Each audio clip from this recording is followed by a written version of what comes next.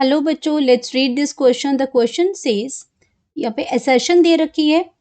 Assertion a, endodermis of dicot stem is called starch sheath and reason दे रखा है endodermis of a dicot stem is rich in starch grain. तो यहाँ पे बात हो रही है कि इसमें दो स्टेटमेंट्स हमें दे रखे हैं, एक असर्शन है, एक रीजन है। असर्शन के पास, असर्शन में जो दे रखा है वो है डाइकॉट स्टेम के बारे में बता रहे हैं कि एंडोडर्मिस जो होता है उसको स्टार्च शीथ कहते हैं, और रीजन दे रखा है कि जो एंडोडर्मिस ऑफ डाइकॉट जो स्टेम है वो रिच इन स्टार्च ग्रेन है, इसीलिए उसको स्टार्च शीथ कहते हैं। तो हमें ये बताना है कि क्या असर्शन और रीजन दोनों ठीक है, क्या रीजन जो है वो करेक्ट एक्सप्लेनेशन दे रहा है असर्शन का, तो अकॉर्डिंगली हमें यहाँ से आंसर मार्क करना है। तो यहाँ पे सबसे पहले बात होगी की कॉन्सेप्ट की। की कॉन्सेप्ट, तो की कॉन्सेप्ट में यहाँ पे बात हो रही है डाइकॉट स्टेम की। डाइकॉट स्टेम की बात हो रही है। अब डाइकॉट के स्टेम की अगर हम स्ट्रक्चर की बात करते हैं तो डाइकॉट स्टेम में इसमें क्या हो जाएगा, सबसे पहले बात करेंगे डाइकॉट स्टेम की। तो यहाँ पे अगर इसका स्ट्रक्चर की बात करते हैं तो जो आउटर लेयर है, असर्शन की भी यहाँ पे बात हो जाएगी, रीजनिंग की भी इसी में बात हो जाएगी, असर्शन और रीजनिंग दोनों की। तो डाइकॉट स्टेम में क्या होता है कि आउटर लेयर होती है एपिडर्मिस। एपिडर्मिस, एपिडर्मिस हमारी क्या हो जाएगी, आउटर लेयर है। आउटर लेयर है ये डाइकॉट स्टेम में। एंड यहाँ पे क्या होगा, क्यूटिकल लेयर से इसकी कवरिंग होती है एपिडर्मिस से। एंड उसके बाद आपका क्या, यहाँ पे आउटर लेयर है और यहाँ पे क्यूटिकल की कवरिंग होती है।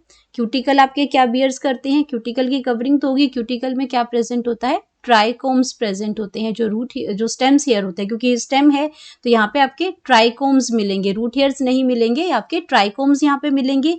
देन एपिडर्मिस के बाद जो आपकी सेकेंड जो लेयर है वो आपकी आ जाती है हाइपोडर्मिस। हाइपोडर्मिस आती है। हाइपोडर्मिस की अगर मैं बात करती हूँ तो हाइपोडर्मिस में कॉलेनकाइमा सेल्स होते हैं। हाइपोडर्मिस में कॉलेनकाइमा सेल्स प्रेजेंट होते हैं, और ये कॉलेनकाइमा जो सेल्स होते हैं ये मैकेनिकल सपोर्ट प्रोवाइड करते हैं। मैकेनिकल सपोर्ट प्रोवाइड करेंगे, और मैकेनिकल सपोर्ट ये किसको देंगे, यंग स्टेम को। मैकेनिकल सपोर्ट ये किसको देंगे, यंग स्टेम को देंगे। अब बात करते हैं हाइपोडर्मिस के बाद अगर हम, हमारी जो नेक्स्ट लेयर है वो आपकी आ जाती है एंडोडर, इसमें कॉर्टेक्स की आ जाएगी। हाइपोडर्मिस के बाद नेक्स्ट लेयर जो आती है वो कॉर्टेक्स की आती है। एंड कॉर्टेक्स के बाद जो इसमें कॉर्टेक्स की जो लेयर्स हैं उसमें आपकी जो इनर मोस्ट जो लेयर है, कॉर्टेक्स की डिफरेंट लेयर्स इसमें, तो इसमें कॉर्टेक्स के बाद इसमें आ जाती है एंडोडर्मिस, जिसकी यहाँ पे बात हो रही है। तो ये आपकी एंडोडर्मिस है, एंडोडर्मिस है।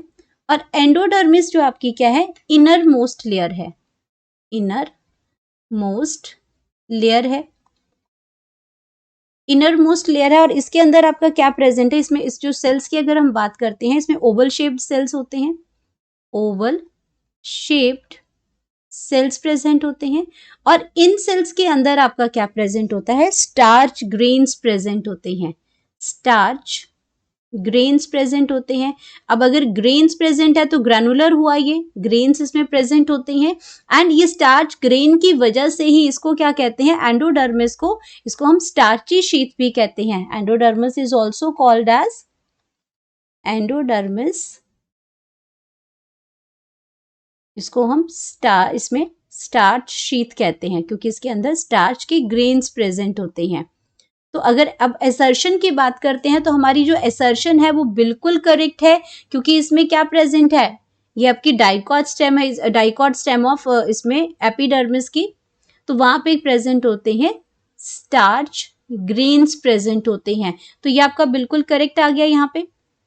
देन रीजन की बात करते हैं। रीजन क्यों स्टार्च शीथ बोलते हैं, क्योंकि इसके पास क्या है, स्टार्च शीथ बोलते हैं क्योंकि इसके पास स्टार्च ग्रेन्स हैं।